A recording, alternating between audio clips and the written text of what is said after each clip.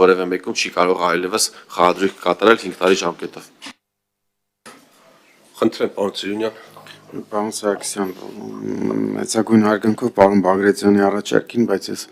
կխնդրեմ այդ վերջի առաջարկը ծնողների խնդրանքով կամ կնոջ արգելափակել չափահաս մարդու գործունեությունը չներառել, որովհետև կարծում եմ, որ դա կդանդաղեցնի այս օրենքի ուժի մեջ մտնելու ժամկետը, մի քիչ անհնարին եմ գտնում մարդու իրավունքների եւ այլ հարցերի ես չկարողացա պատկերացնել ինչպես կարող ընտանիքի անդամները չափահաս մարդուն արգելափակել ինչ որ գործունեության ֆինանսական։ Դե առաջից երկրորդ ընթերցում ժամանակ ունենք դեռ 2 շաբաթ, 3 շաբաթ ժամանակ ունենք, այս բայց սկսած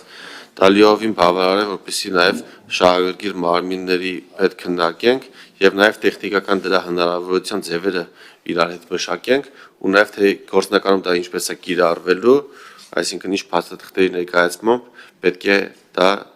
իրականացվի։ Ես ամեն դեպքում կողմ եմ առաջարկին ու կցանկանամ, որ դա անենք 2-3 շաբաթ ժամանակ ունենք քննարկենք։ Այո, լրաստանի համար պարոն Սիրունյան չափած լինի թե անչափած, եթե խաղամոլությամբ քայքայում է մարդու կյանքը։ Այսինքն մենք գիտենք, որ այս երիտասարդի պատճառով այս ընտանիքը քայքայում է, ի՞նչ է նշանակում չափած մարդ։ Ուրեմն չափած լինի, ուզած անչափած, եթե անխելքը պետք է միջոցներ գործադրել, այլ հարցը որ ժամանակ ունենք զուտ նաև այն իմաստով, եթե կառավարությունը իսկապես գտնում է, որ հունվարի 1-ից դա դեռ քննարկման ենթակա է, ժամանակի իմաստով մենք խնդիր չունենք։ Մենք կարող ենք դիմել եւ մարդու իրավունքների ինստիտուտ, որպեսզի մեզ համապատասխան դիրքորոշում արտահայտեն, բայց ես կողմ եմ, որ անպայման դա լինի, որովհետեւ ասենք այդ մարդը փախնում է տնից ուրիշ տեղեր խաղում է, ընտանիքի անդամներից է գալի պարտքը ուզում են։ Եվ գիտենք, որ ինչպիսի ողբերգություններ են տեղի ունենում, այսինքն մենք սպասենք пассив հայեցողական կեցված կընտրենք, ասենք մեզ չի տարկում, քանի որ ինքը համաձայն չի թող շարունակի դժբախտություն բերել, համաձայն չեմ ձեր առաջարկի, շնորհակալություն։ Շնորհակալ։ Այդ բոլոր առաջարկները դեռ քննարկելու ենք առաջին երկրորդ ընթերցում։ Պարոն Մինասյանը հարց պիտի տար, բայց մինչև այդ նախորդ հարցի հետ կապված պարոն Գևորգյան, եթե ավելացնելու բան ունեք։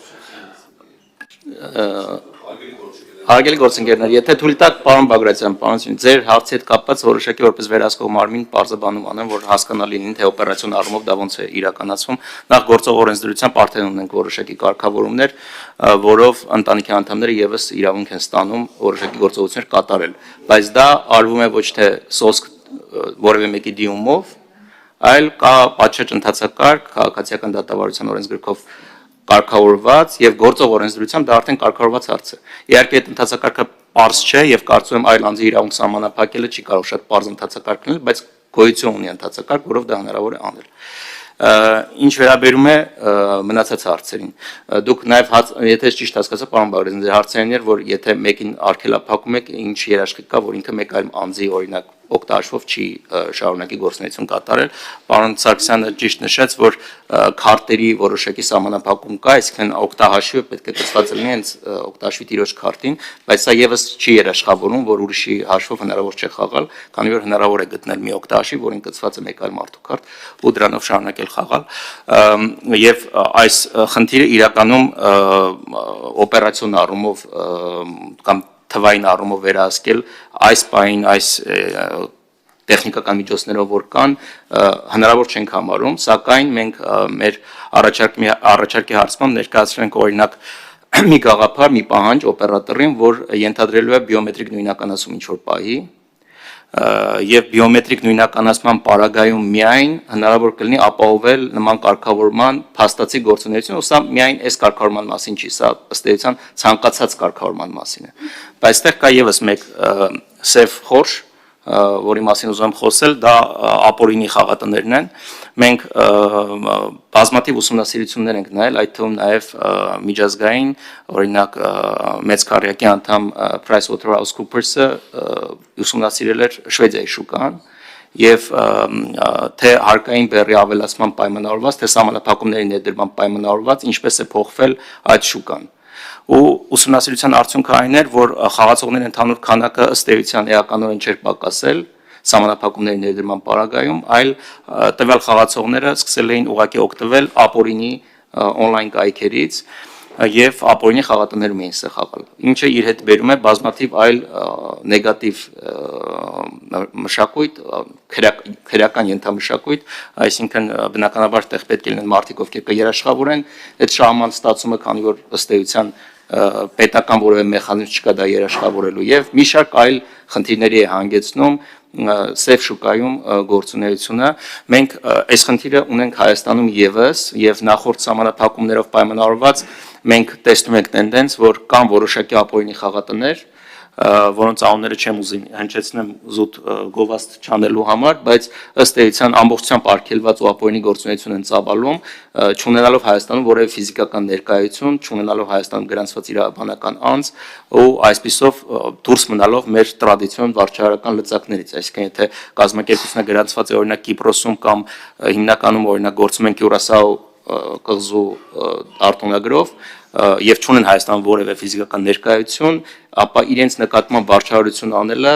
ծայրահեղ անարդյունավետ է, այսինքն ոչ քրեական օրենսգրքով հնարավոր է որևէ գործողություն անել, արգրավել քրեական վարույթ նախաձեռնել եւ այլն, չի գործում այդ ամենը։ Դրա համար մենք սրան զուգահեռ